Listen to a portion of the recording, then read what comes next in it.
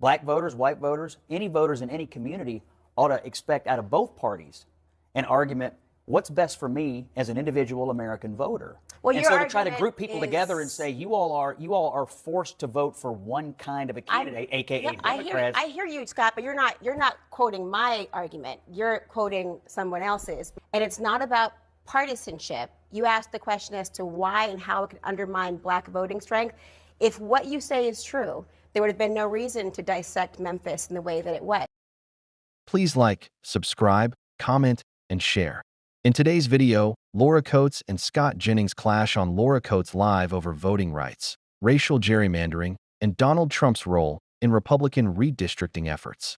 As the debate intensifies, Coates pushes back against Jennings' arguments, leading to a tense exchange. Let's take a look at how this heated discussion unfolded. A 1-2 punch against Republicans in the redistricting war today in Alabama. A federal court blocked the state from using a GOP-drawn map in the upcoming midterm elections. The three-judge panel called it unfair to black voters, and I should note, 2 of those judges were Trump appointees. Now let's go to South Carolina, where early voting began just today. And the state Senate defied Trump's push for a new map that would have drawn Congressman James Clyburn right out of his district. 14 Republicans voted to kill that plan. But I can no longer support passage of this bill for one simple reason. South Carolina citizens are going to the polls today. And neither my conscience nor my common sense will allow me to stop an election that is already underway. The panel's back with me. All right, Shermichael, you know that you risk some wrath from President Trump when you defy his orders. So, fire a did judge, they do? FYI. No, he cannot. No, not Article 3. But tell me what you think about the idea of the message they're sending by doing this. Yeah, look, South Carolina, I'm not surprised. I've known Congressman Clyburn for a very, very long time. I have great admiration for him. And he has built, over decades, relationships with Republicans in that state, including the governor. They like him. That stuff matters. You go to Alabama. The South, I'm a Southerner, there's a complicated history there with black Americans and white Americans. So despite the president's edict to move forward with gerrymandering, a lot of these officials are saying, wait a minute here, our relationships will continue beyond the Trump presidency. And I think many of the political leaders are looking at it through that lens and saying, perhaps this isn't the right approach, the ethical approach to disenfranchise our friends, even though we may politically disagree. That's the way I look at this. Well, that would give people a little bit more grace, and I think we've seen, in the sense that some people are looking very short-sighted and thinking, you know what, yes, maybe down the road democracy will be questioned, but today I got to stay in office, I'm following Trump. Well, a lot of people have made that decision that, I'm going to make a party decision. Now, in South Carolina, the election was going on, and so they did have an out, and that's what I think a lot of them were arguing. They may come back and redraw this in 28 and turn it into a 7-0 map. So, it's one seat. Would it be nice to have when the fight for the House is going to be, I think, pretty nip-tucked? Absolutely. Is it the end of the world?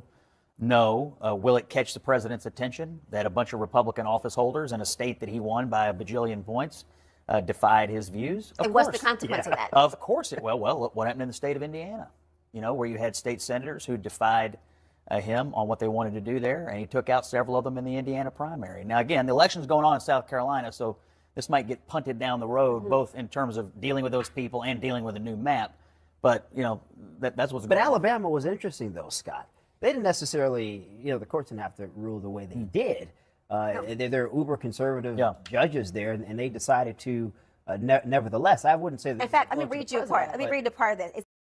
One of the biggest takeaways from this debate is that courts are increasingly pushing back against aggressive gerrymandering efforts. The Alabama ruling was especially significant because even judges appointed by Donald Trump found evidence of racial discrimination in the state's voting map. That weakens claims that these challenges are purely partisan, since the Supreme Court's Shelby County decision in 2013 reduced federal oversight of voting laws. Several southern states have faced repeated legal battles over district maps that allegedly dilute black voting power. Courts have ordered changes in states like Alabama, Louisiana, and Georgia, highlighting an ongoing pattern. Critics often argue that majority black districts favor Democrats, but these districts were originally created to address decades of political exclusion. The South Carolina case also showed that some Republicans are reluctant to follow every political demand when it could damage trust within their communities. At the end of the day, democracy works best when voters choose their representatives, not when politicians draw maps to choose their voters. We cannot see our way clear to requiring Alabamians to cast their votes in the 2026 elections under a districting plan tainted by intentional race-based discrimination. They didn't necessarily have to worry about it at all. And frankly, the South Carolinians, they saw what happened in Indiana and acted anyway. Did that surprise you? You know, listen, I'm from the South, and there's a saying that God don't like ugly. And so I've heard that in a long time. My listen, grandmother. Get back in church, okay? Get back in church. So from You just said they weren't there. The last segment. So, okay, go ahead. Be where you are. So Go ahead. Talarico can reach Be where you are. Okay, nevertheless. No, so my point is there clearly are still some reasonable Republicans that are left in their party, nationally and locally, that objected to what has become sort of a heavy-handed approach from Trump and the Supreme Court to undermine Black political power all across the South. And, you know, there was a whispering campaign early on after the Voting Rights Act was dismantled that this is likely going to have, and I heard it from Congressman Figures, whose district is one in Alabama that they were trying to draw out, that this is going to backfire on them. And now we're seeing it actually backfire. Well, how about for Democrats? I want to hear your point, but I'm curious, as a strategist particularly, there had been a lot of concern and hope from Democratic voters that Democrats would play and meet fire with fire. But now that there is a more, let's call it, tempered response in terms of South Carolina or Alabama through the courts, does this now disincentivize? That was fire with fire 3 months ago. The clock has run out on all these primaries. People are already voting in almost every place. Scott was right about that. And in South Carolina, the old man in South Carolina who's been there a long time, Clyburn's brought a lot of money. And that money didn't go to just red places or blue places. It came to the whole state. And folks pretty much agree that the Democrats will take control of at least the House. And they know Clyburn to be in a position of power to bring all the money that he's always brought back to South Carolina. And Clyburn's old school. Clyburn gets along with lots of people down there. He has a fish fry. He's not one of these flame-throwing folks down there. Like, there's still folks that like him down there. I think that's why you saw this. So if this weren't Clyburn, though, yes, but if it weren't Clyburn, are you saying that they would have done something different? Or is it the fact that, I mean, is it more than just Clyburn's district that was at stake? I mean, I think we should not lose sight of the fact that this is a long game for Republicans. The undermining of VRA is not just about this particular midterm. It's about midterms. So I think Democrats are going to continue to fight. How does the Calais case, the VRA case, undermine Black political power? All Black Americans, all white Americans, all Americans before the Calais case had one vote, and now they all still have the franchise and they have one vote. Oh, me.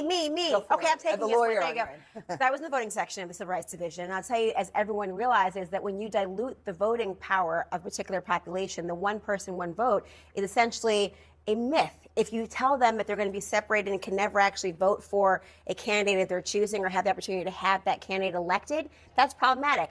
And before you give me that squint, don't tell me that Republicans have fewer offices in the New England or wherever. But the crux of the matter is the Voting Rights Act of 1965 was designed to make sure that voting strength was universal. And if you dilute that power through gerrymandering and separating districts, then you do undermine the ability to do that very thing. Their power and that's to do exactly what, though? But to elect a candidate of their choosing, not entitled to the winner, but a candidate of your choosing. But they're going to go to the polls and they're going to see names on a ballot and they can vote for anybody on that ballot they want.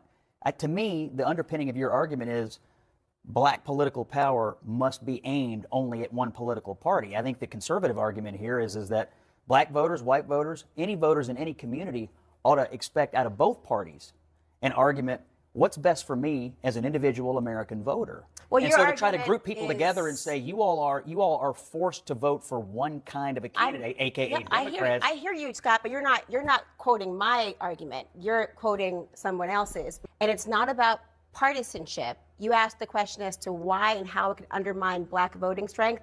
If what you say is true, there would have been no reason to dissect Memphis in the way that it was. No reason to gerrymander district with a goal towards what President Trump spoke about, trying to add particular numbers to one particular side.